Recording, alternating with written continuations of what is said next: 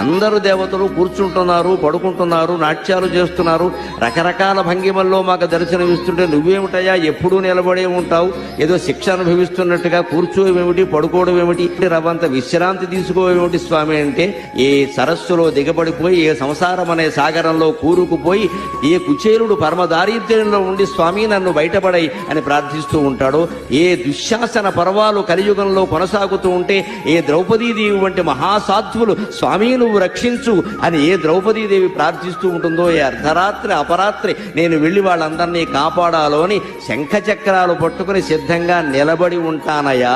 పడుకుంటే లేచి బయలుదేరడం కష్టం కదా, ఎవరికైనా దేవుడికైనా.